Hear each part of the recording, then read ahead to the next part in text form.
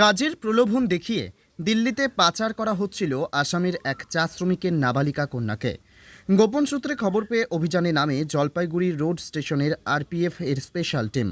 এদিন সকালে দিল্লিগামী ব্রহ্মপুত্র মেল থেকে চা শ্রমিকের নাবালিকা কন্যাকে উদ্ধার করা হয়।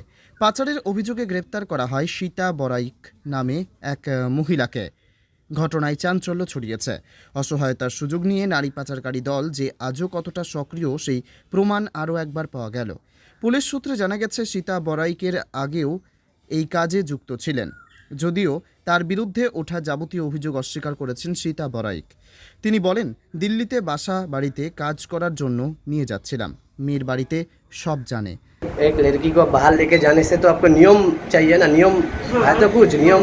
आप पंचायत को बोला है, उधर का पंचायत को परमिशन लिया है, बाबा माँ का परमिशन लिया है, परमिशन तो नहीं लिया तो है। क्यों ऐसे लेके जा रहा है? ओके, पैसा मिलेगा आपको, कितना पैसा मिलेगा? लीजिए मुझे हाँ का है तो मुझे बोलते हैं लड़की को देने से कितना पैसा मिलता है आपको? जे तुम काम आपको कितना मिलता है एक लड़की के देने के लिए?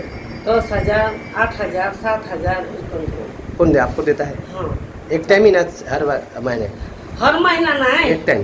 যখন নাকি কাম में लगाई देबो काम गुला भाग से करबेन तो जितना कितना काम करबेन होले पीछे मुके कितना 10,000? हाँ 10,000 में काम लगाई दिल कितने 10,000 लड़की को अभी तक कितना को लड़की को? 3 है इसका लगाई के 3 तीन में।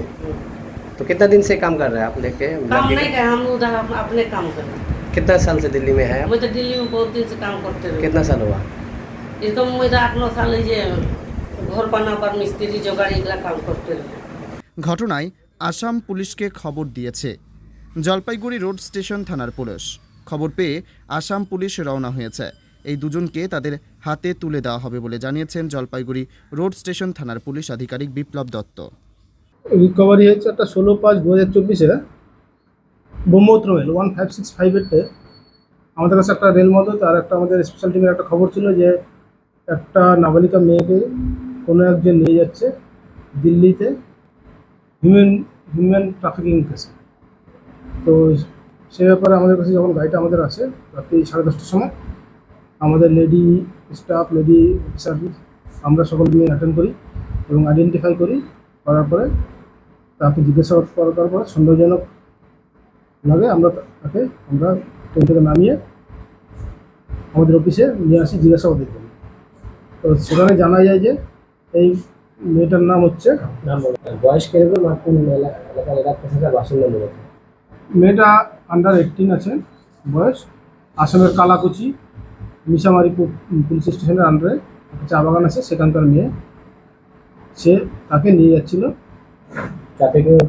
ট্রাফিকিংয়ের উদ্দেশ্যে। আর যে নিয়ে যাচ্ছিল তার নাম হচ্ছে সীতা বারিক, তার বাড়ি হচ্ছে উদলগুড়ি। সানি রায়ের রিপোর্ট, পিবি বার্তা।